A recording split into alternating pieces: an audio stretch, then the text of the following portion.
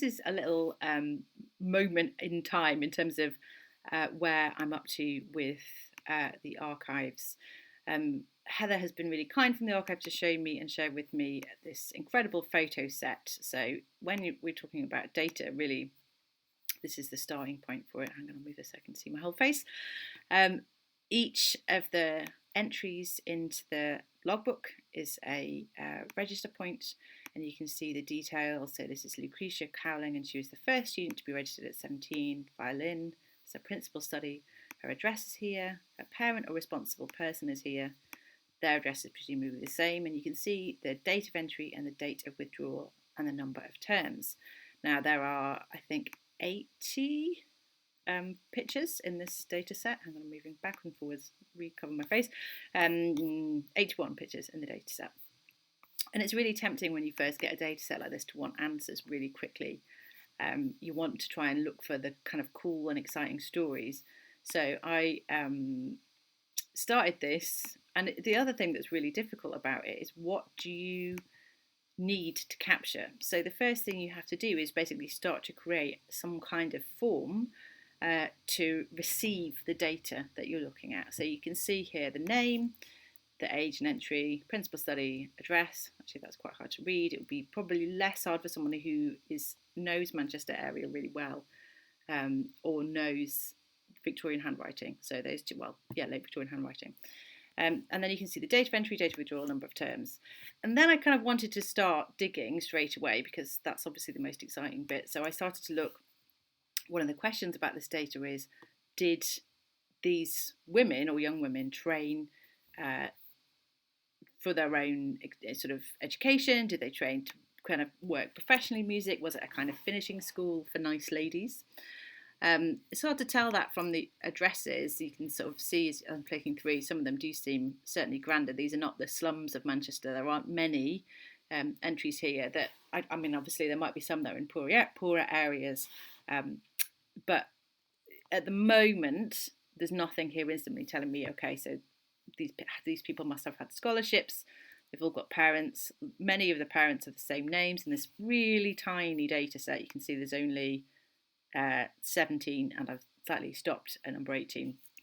But if you go back to the first one, Lucretia Cowling, actually, yes, there is evidence of her musical life after her leaving. So if you know much about database design, this will make you cringe straight away, because there's kind of immediate errors here. In database design, it's really important that there's only a single piece of information per cell. And you can see straight away that's breached that, because the first name and the second name in the cell, and the same for the parent. But nonetheless, this is a kind of test site for me. And then I started to look for where I could dig and find for Lucretia Cowling. And I could find there are not many references, and I think that's a really significant issue. There are not going to be many references to women who changed their name when they married, and if they're 17 years old, in terms of societal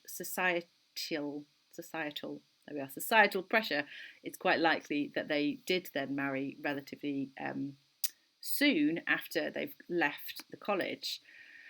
So what becomes very difficult is finding their names. The first thing you need is a name that's fairly unique. So Lucretia Cowling, already we're onto a winner in terms of finding that. And if I had prepared this, I would have already been logged in. Oh, it has already logged in. That's great.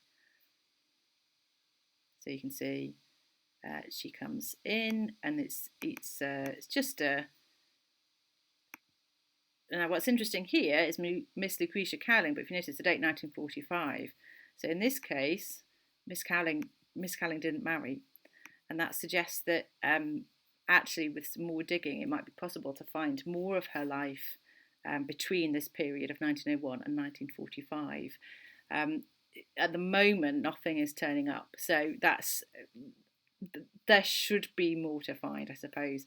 But what is possible to find is that in 1891, here she is as the daughter of railway canvasser John Cowling, which is presumably a job in terms of finding where the railways are going to be laid, or how the railways are going to be used. Again, that's something that would be possible to find out. And then she appears 10 years later in the 1901 census as a teacher of music. A lot of this will be made easier in the next year when the 1921 census is released as well. We'll have a new set of data. Unfortunately, that is the last data release for quite some time.